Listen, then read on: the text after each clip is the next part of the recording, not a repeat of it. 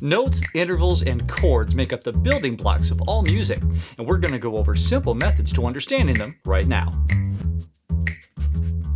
Hi, I'm Nate Martin, and welcome to Prep Before You Praise, where we help you get started and get better as a member of the worship team at your church.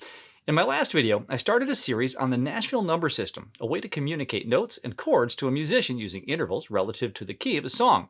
Now, I got a number of comments saying, that's great, but why was this a major chord and why was that a minor chord? And how do we know what a major scale and a minor scale is? So for some of you, this is going to be review. But for others who may be new to music theory, this will set up the building blocks of the language of music. Understanding intervals, chords, and keys will help you dramatically when reading charts for songs for your worship sets. So let's get started. There are 12 defined notes in music.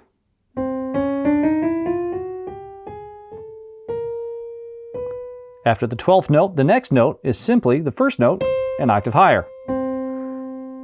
Notice this section here on the keyboard looks exactly the same as this one does. So a C here sounds like a C here, but an octave higher.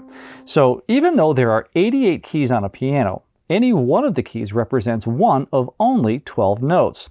The notes are named with letters A, B, C, D, E, F, and G. And yes, there are only 7 letters even though there are 12 notes. Notice that the lettered keys are all white keys on the keyboard, while if you go down one key from a white key to what would be a black key, that black key would be considered the flat of that note. And if you go up one key, that would be considered the sharp of that note. Let me explain. The difference in tone between one note and the next note, either up or down, is known as a half step.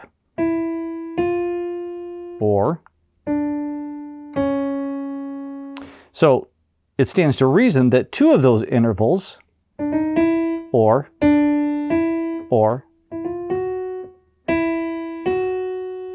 would be called a full step. So the interval between A and B is a whole step, while the interval between B and C is a half step.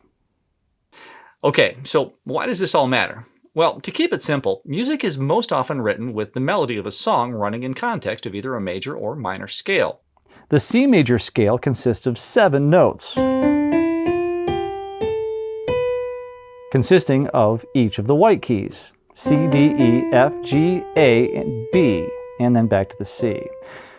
Most of the songs you hear in Western music are built on a major scale or major key. I'm sure you noticed that each of the 5 black keys was skipped in playing the C major scale. That's because the major scale in any key is built beginning with the key note, up a full step, half, whole, half. It's also important to note that each of the letters was mentioned exactly once except for the root at the end as we played the scale. So what if you wanted to play a major scale in a different key, say G? Beginning with G, we would go up, whole, half, whole, but from E to F, there's no black key to skip. So to complete the major scale, we would have to play the black key above the F to complete a full step, F sharp, and then end the scale a half step higher with the G. So the letters for a G major scale would be G, A, B, C, D, E, F sharp, and G. One more example. Let's play a major scale in the key of F, okay? Whole, half. But there's a black key in the way between the A and the B. So in order to complete the scale and play the next half step, we would have to flat the B. So it would be F, G, A, B flat, and then we would play a whole step interval to the C, whole step to D, whole to E, and then finally a half step back to the F. All right, we've talked about half steps and whole steps and how they relate to a major scale, but what makes a major or minor chord? Well, first, let's define the intervals that make up melodies or harmonies, and there are 12 of them. Beginning with another name for the semitone, the interval between C and D flat is called also a minor second. From C to D, which we know is a whole step, would also be called a major second.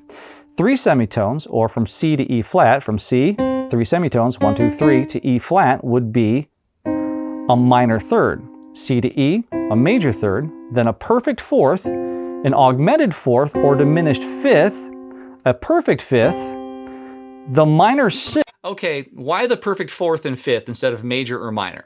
Well, these terms actually are derived from mathematics and physics of sound, a subject which, while I find immensely interesting, doesn't fit in with the intention of this video, which is to help you read charts and understand basic music theory and terms. The minor sixth, the major sixth, minor seventh, major seventh, and finally the octave.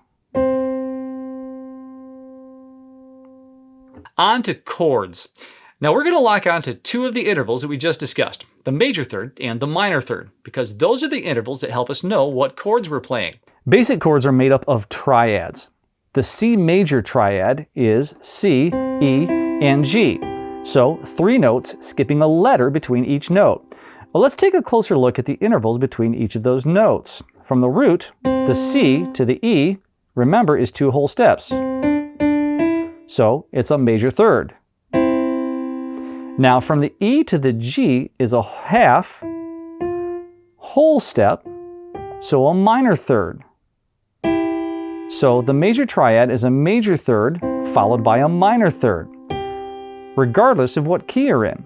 So an A major chord would be an A, up 4 semitones or a major third to C sharp, and then 3 semitones from the C sharp to the E. So A, C sharp, and E would be an A major chord. And E flat would be E flat, G, and B flat. A minor chord is the reverse, a minor and then a major third. So A minor would be A, up 3 semitones, to C, then up 4 semitones, to E, an A minor chord. G minor would be G, B flat, and D, and B minor would be B, D, and F sharp. All of these minor chords have a minor and then major third interval making up the tones in a minor chord. The last triad I want to mention is the diminished triad, which is a minor followed by another minor third, making up the tones in a diminished triad. In this case, B, D, and F. Now, with any of these chords, whether they be major, minor, or diminished, you'll note that the letters of the notes are always every other, either sharping or flatting where the interval would require. In a major key, the chords associated with it are much like the individual notes we talked about before in a major scale. Now, let's head back to the C major chord, as we'll be playing in the key of C. Now, if we say that a song is going to be played in a key, but don't mention whether it's major or minor, the assumption is that we'll be playing in a major key. Now, we're going to play each triad one after the other up the C scale. So beginning with the root, the first triad is C, E, and G, C major. The next triad begins with D, and it would be D, F, and A.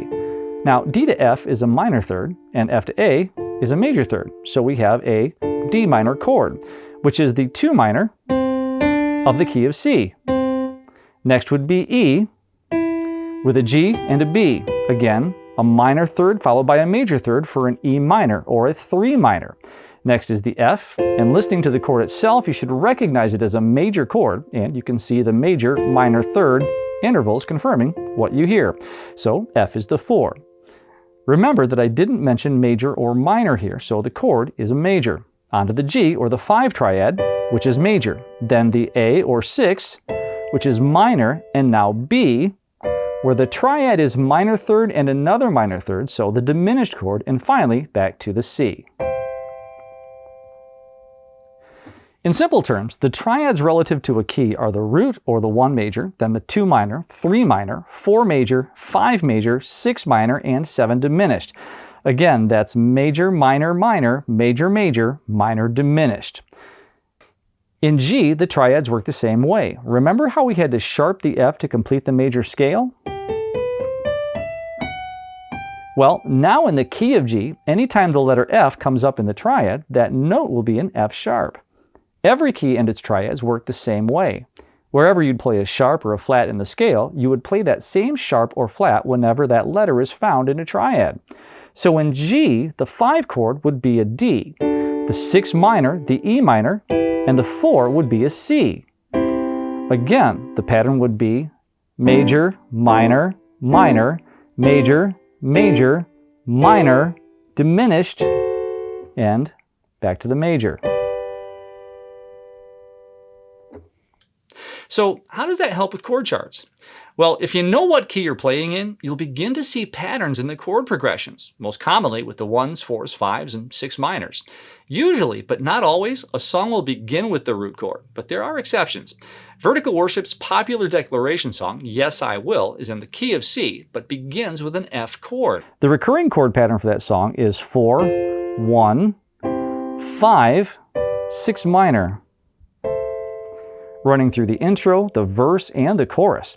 Only for the bridge is there a different progression. After the initial 4, 1, 5, 6 minor,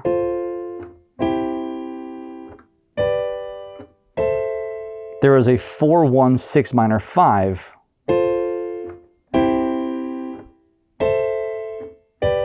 Then repeat those two patterns to finish the bridge. Now to end that song, it resolves back to the root. So the last two measures are 4, 1, 5, 1.